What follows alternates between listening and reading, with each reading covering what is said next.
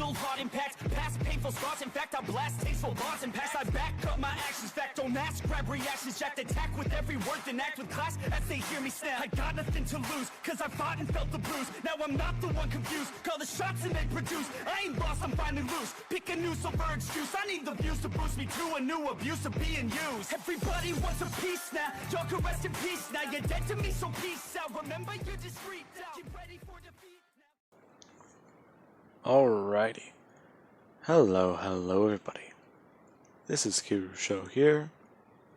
And now, whenever we last left off with this series, we had Izuku Midoriya. And well, tokoyami Midoriya. Now, Izuku Midoriya has, in the course of 4 years, gone undercover and worked inside Tartarus prison, learning the place inside out, and then destroying it. Midoriya quite literally took down the prison by pulling energy from the generator. And, well, it is currently laying as a pile of rubble. And Midoriya, he is currently regenerating parts of his body that have been destroyed in a test tube, thanks to All For One's doctor. Now, Midoriya, he gave info to his brother, or Yui has done this. She handed over to Midoriya, or Tokoyami, information Midoriya wanted to give to his brother. Where Tokoyami, he's seen the video of the man who murdered his parents die. Along with that, he's also listened to the tape that his brother did record. All For One is a threat. He is going to try and take over the world. He knows that. And he's finally got his revenge. And now that that's said and done, All For One needs to go down. He's worked somewhat closely with the League on certain projects and has helped them accomplish their goals. However, he tries to not kill innocent people. Collateral damage to him is something else. However, actually physically intending to harm an innocent person is not something Midoriya would do. However, collateral damage is different to him. Now, Midoriya doesn't know what happened, so he doesn't care. That's the best way to explain it, if anyone does try and dispute that. Now, Yui, she did drop off information to Tokoyami. And as the weeks do pass by, or 2 weeks pass by as Midoriya is still regenerating, she would drop off some more information. And the day Midoriya gets out of the test tube, he actually would go to eat some food and get ready. It takes him a few hours to prepare and get readjusted to walking around, especially now that his hands and legs are completely regenerated, along with him being able to see perfectly fine, as he does go to head out. Yui actually kissing him as he would leave, asking if he's going to be okay. Midoriya actually turning his head and looking at her, telling her that he'll be fine. As Midoriya, his body does begin to glow yellow, as it begins to break apart and fly off into the wind, as somewhat of a few glowing balls, or at least sharp little objects, as Midoriya would fly through the air. Now, we do actually cut over to Tokoyami, who he is sitting down on a park bench with a hoodie on, him hiding at least most of his face, as he does just sit there and sip on some coffee. Him going to set it back down directly onto his right as he does stare at the cup that is his brother's. And he does just wonder. He was supposed to meet here today, and his brother still isn't here. The meeting was supposed to happen in about 3, 2. All of a sudden, Tokoyami feels a hand on his shoulder, and he does go to turn around, seeing Midoriya. Hey there, bro. When the hell did you learn to do that? Midoriya walking right through the bench as he turns his lower body into light, as he does go to sit down and explain to him that it's very complicated. Hmm? Ah, I see that. Listen, I've been somewhat modified. Does that make sense to you? Hmm. Yes, but... Well, I'm curious now. Okay, All For One has a doctor. His doctor is highly unethical. However, he gets the job done, and he's been able to keep me alive for a long time. In fact, without him, I probably would be dead. Anyways, listen to me. What I would say is he does go to pick up the cup. Him taking a sip from it and saying that this isn't what he thought it was. Hmm? Well, I don't care. I didn't know what to get you, so I just got you a mocha. Whatever. Anyways, Tokoyami, I need some help. Do heroes have anything that they could use? All For One has access to Eraserhead's quirk. And whose fault is that? Hey, I was doing my part of the deal. Yes, you were. And it got a pro hero captured. And All Might's dead. No, he isn't. What? All Might's still alive. However, we did encounter some problems after he was brought back. In fact, there was a problem with Stain. Well, I took care of him. I avenged Ida. I thought he wasn't your friend. I thought that too. He was a nice guy. It's a shame that he had to die from the hands of that guy. If it makes you feel any better, I made it hurt. It doesn't. Listen to me. You just think this can all be okay? What happens after he's taken down? Easy. I leave. That's it? You leave. Is that your idea of solving everything? Running away from your problem? No. I leave. I go live a normal life. I'm no pro hero, Tokoyami.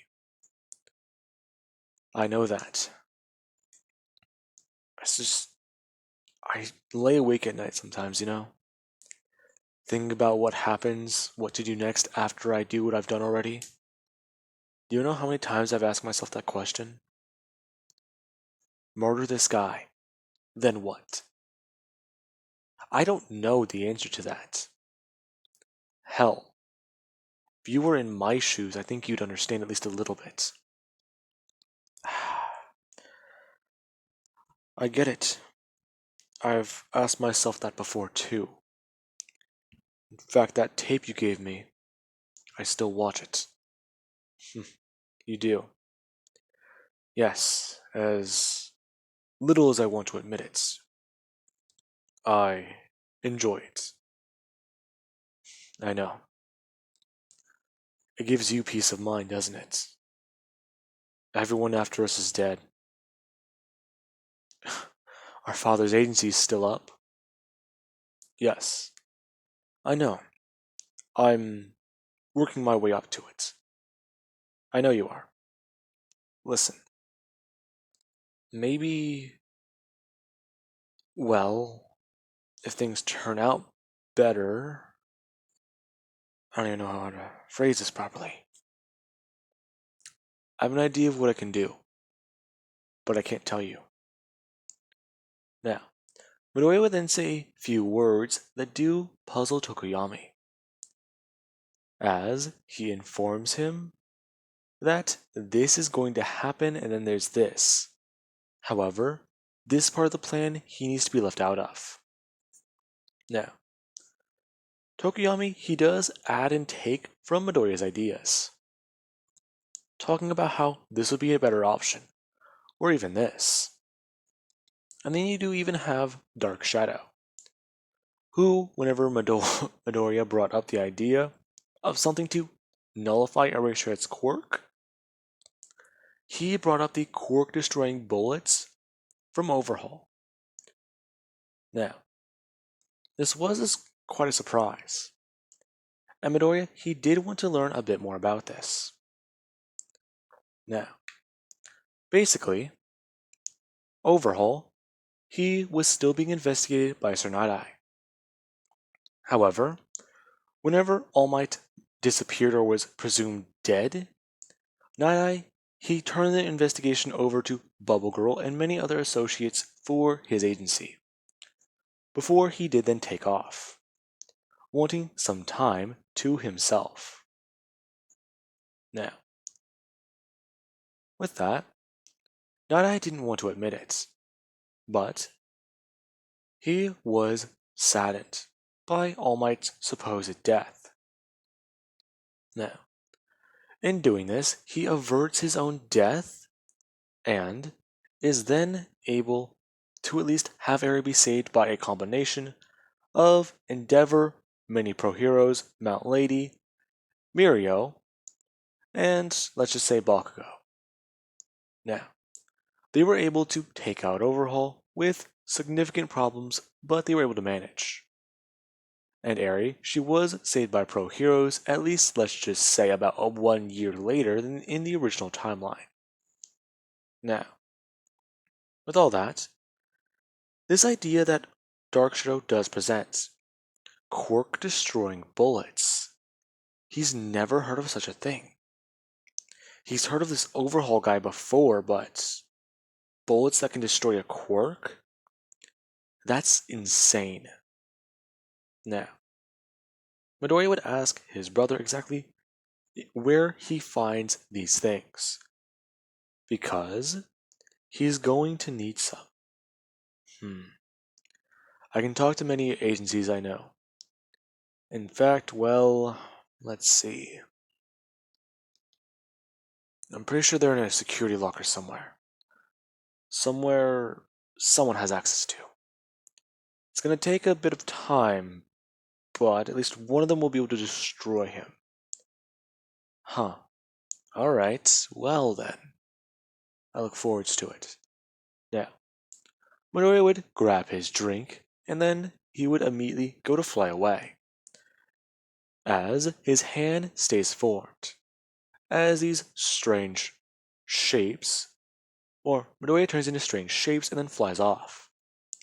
Tokoyami watching that puzzled, as he does just wonder exactly what type of surgery his brother went through for that to happen to him.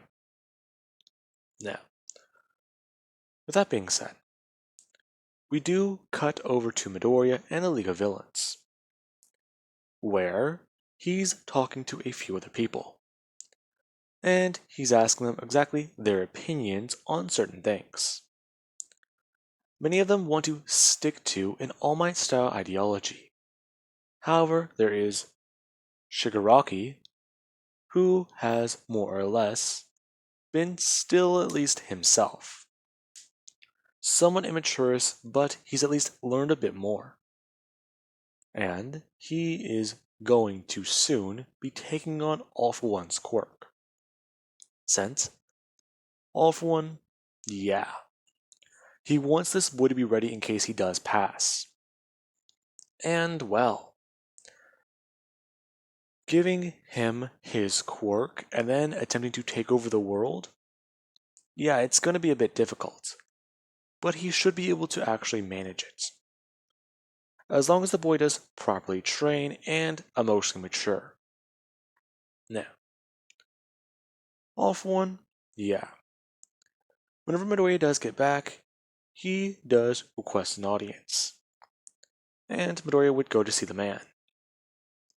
As Midoriya, he does stand there, and you do have All For One who is actually there with his mask, asking him if he is doing alright. Yes, I am. Alright, good. Your mission was successful. I know. It went off without a hitch. Yes. Quite devastating power indeed.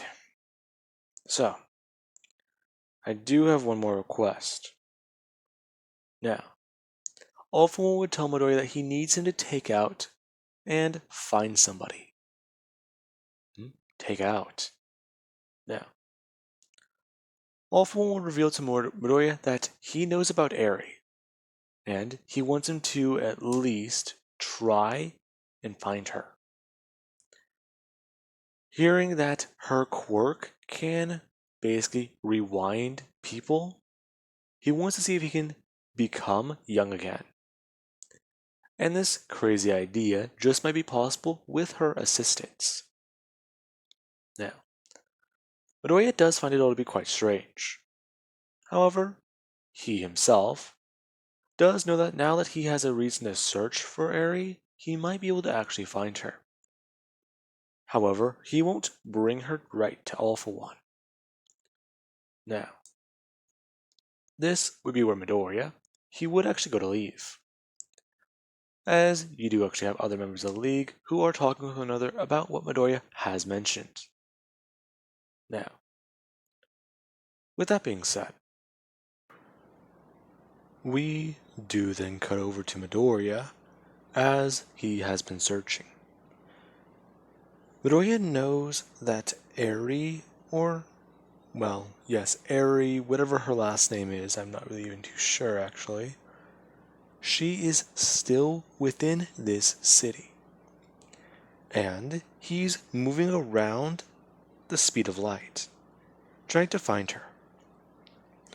Midoriya, he's able to, anywhere that's covered in sunlight, travel. Midoriya can turn his body into light, and ride on the airways. So, not many people really do think too much of it. In fact, Midoriya is basically invisible. Midoriya would begin to search the city up and down. And after he does find somebody that does at least resemble Eri, he would approach. As you have where Midoriya, he does go to turn himself visible. And he does actually walk over and sit down onto the park bench Eri is on. As he would bring his leg up and fold it over, turning to her asking her why she isn't playing with other children. Oh. Because of my quirk. Really? That's it? Yeah. I don't want to play with them.